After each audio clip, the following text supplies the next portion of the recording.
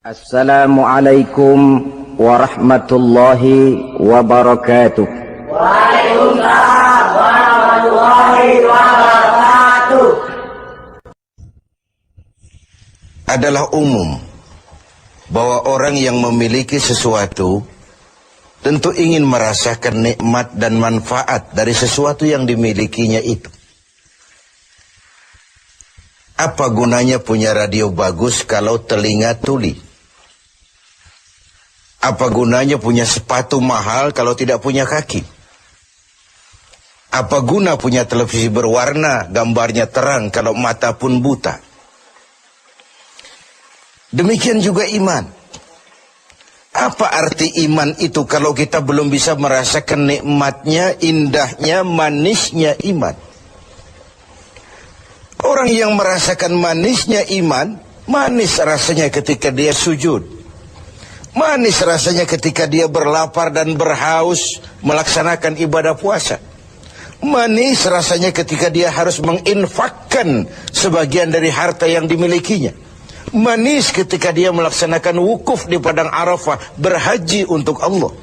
Manis melaksanakan apapun yang menjadi tuntutan dari nilai imannya itu.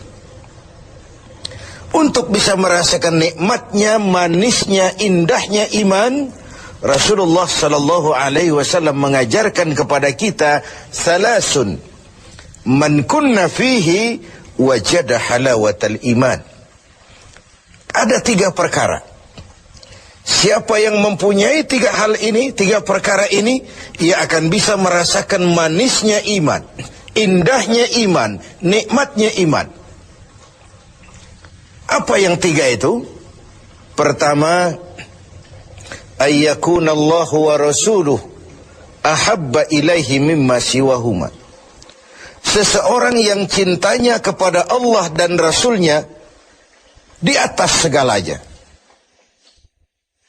Kita diberikan hati, dalam hati bertumpu sejuta rasa. Apa yang paling dominan di hati, itulah yang jadi kecenderungan kita. Bahwa kita cinta harta benda, tentu. Kita cinta tanah air, itu pun bagian dari iman.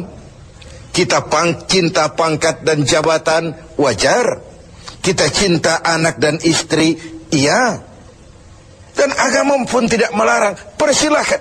Cintailah apa yang perlu kau cintai. Mencintai tanah air, mencintai bangsa dan negara, mencintai harta benda, mencintai anak istri, mencintai teman, pangkat, jabatan, persilahkan. Tapi kan cinta kepada alam dan seluruh isinya dibatasi oleh kesadaran. Pada suatu saat kita akan berpisah. Cinta kita kepada harta, entah si harta dulu hilang di gondol maling, entah kita dulu meninggalkan harta itu. Cinta kita kepada pangkat dan jabatan, ada waktunya. Cinta kita kepada anak istri sekalipun, ada saatnya. Inilah batas kesadaran itu, supaya dia jangan berurat dan berakar di hati. Kepada Allah dan Rasulnya kita tidak akan pisah selamanya. Kesana idealnya kita memperbanyak rasa cinta ini. Ketika terjadi perang Tabuk, baginda Rasul melakukan mobilisasi dana. Semua sahabat memberikan sumbangannya. Datanglah seorang sahabat, Sayyidina Abu Bakar Siddiq radhiyallahu an, memberikan harta bendanya. Begitu banyak sampai Rasul bertanya, hal tarakta li ahlika syai'an ya Abu Bakar? Begini banyak yang kau bawa ini Abu Bakar, kau belanjakan di jalan Allah untuk kepentingan perang Tabuk, mempertahankan akidah. Apa buat keluargamu sudah kau tinggalkan sesuatu untuk kehidupan mereka? Beliau senyum, na'am, taraktu lahumullaha wa rasulah. Benar, sudah aku tinggalkan buat keluargaku. Apa yang ditinggalkan? Aku tinggalkan kepada mereka Allah dan Rasulnya. Cinta kepada Allah dan Rasulnya, itu yang aku tinggalkan kepada keluargaku. Adapun harta, semuanya aku belanjakan di jalan Allah untuk kepentingan mempertahankan keyakinan. Ini adalah sebuah contoh orang yang cintanya kepada Allah dan Rasulnya di atas segalanya. Harta itu, pangkat dan jabatan itu, semua kekayaan materi yang kita miliki itu, kalau sudah memenuhi panggilan Allah dan Rasulnya, semua mengalir. Semua mengalir. Dari sana dia datang dan ke sana juga dia akan kembali. Inilah keyakinan terhadap inna lillahi wa inna ilaihi raji'un. Dari Allah segalanya datang, ke jalan Allah juga, kepada Allah juga semuanya akan kembali. Jadi kalau cinta ini sepenuhnya sudah kita gantungkan kepada alam dan isinya, cinta benar kita kepada pangkat dan jabatan, sehingga sulit melepaskannya, akhirnya terkena penyakit megalomania, sindrom power syndrome. Sulit balik jadi orang biasa, sudah kadung jadi pejabat tinggi. Sulit melepas pangkat dan jabatan, dengar mau ada mutasi, gerasak gerusuk, cari mbah ini, cari mbah itu. Bawa ayam putih, bawa kambing hitam, macam-macam dilakukan.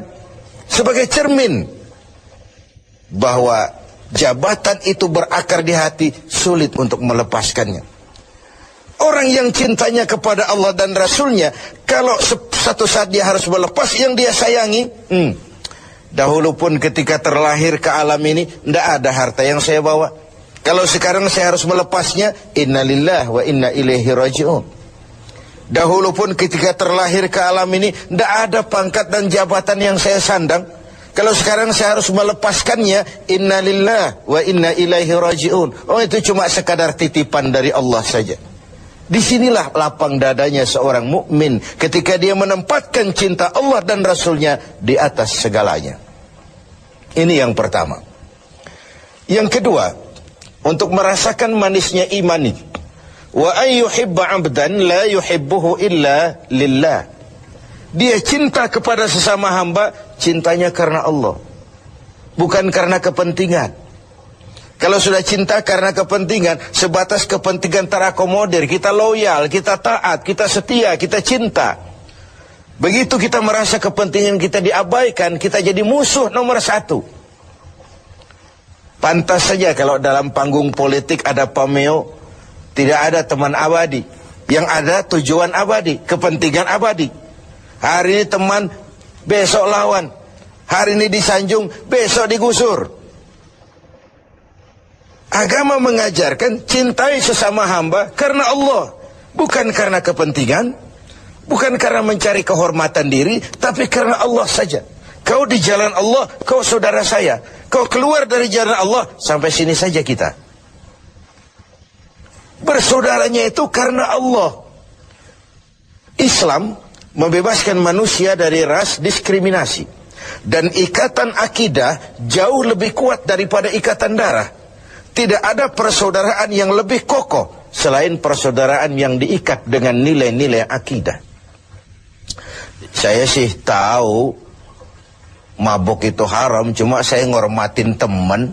Ngormatin teman, ikut minum. Saya sih tahu judi itu haram, cuma diajak, saya nggak enak sama teman. Ngormati teman, mengorbankan keyakinan. Untuk hal-hal yang seperti itu, tidak ada toleransi yang perlu dirumuskan. Bersaudara karena Allah, bertemu karena Allah, berpisah pun juga karena Allah. Ini yang mahal zaman sekarang. Sekarang kan bersaudara karena kepentingan, karena ada maunya. Berteman karena ada kepentingan. Bila kepentingan tercapai, teman jadi lawan pun nggak masalah. Lawan jadi teman sekalipun it's okay, asal kepentingan tercapai. Nah, nuansa Ramadan mempertemukan kita dalam ikatan jalinan karena Allah semata-mata. Bertemu ya karena Allah, berpisah pun juga karena Allah. Ikatan kekeluargaan kita sebagai bangsa memang nyaris rapuh. Berbagai konflik di daerah belum kunjung selesai. Baik yang bernuansakan agama, etnis, dan macam-macam lagi. Di Papua sana, di Poso sana, bahkan di kota-kota besar masih sering terjadi bentrokan antar kampung, antar tetangga, antar wilayah. lalu keroyokan, rame-rame, menyatakan identitasnya pada proporsi yang salah sebenarnya. Bertemu karena Allah, berpisah juga karena Allah. Persaudaraan semacam itu melahirkan kenikmatan iman. Kenapa? Karena imanlah yang mengayomi itu semua. Yang ketiga terakhir, untuk bisa merasakan manisnya iman, wa ayyakraha ayyauda fil kufri ba'da idh anqazahu Allah minhu kama yakrahu ayyukzafa finnar. Dia benci kekafiran, kebatilan, kezaliman, kemunkaran, ketidakadilan, maksiat. Setelah dia diselamatkan Allah dari hal-hal seperti itu, sebagaimana dia tidak suka kepada neraka, sebagaimana bencinya dia kepada neraka, begitulah dia membenci kebatilan, ketidakadilan, kezaliman. Tidak seorang pun di antara kita yang suka neraka. Jangankan lagi masuk, mendekat saja kita tidak kepengin. Seperti itulah harusnya sikap kita menghadapi kemunkaran, kebatilan, kezaliman, ketidakadilan. Bukankah Rasul mengisyaratkan, kalau kamu melihat kemunkaran, ubah itu dengan tangan. Kalau tidak mampu, dengan lidah. Kalau tidak sanggup, dalam hati. Setidaknya jangan join dengan kebatilan dan kemunkaran.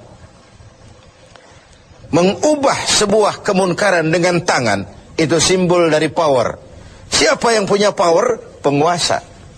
Tugas penguasa itu, yang punya pasukan, punya senjata, punya dana, punya sistem, punya strategi untuk memberantas kemunkaran. Ada yang memberantas kemunkaran dengan lidah, dengan bicara. Para ulama, para mubalik, para kiai, para wakil-wakil rakyat di DPR sana, mencegah yang munkar dengan lidah, bicara, sampaikan apa yang menjadi aspirasi rakyat. Ada yang dalam hati saja, ini biasanya rakyat banyak, bicara nggak didengar, kadang juga takut akibatnya, dalam hati saja. Setidaknya tidak join dengan yang namanya kemunkaran.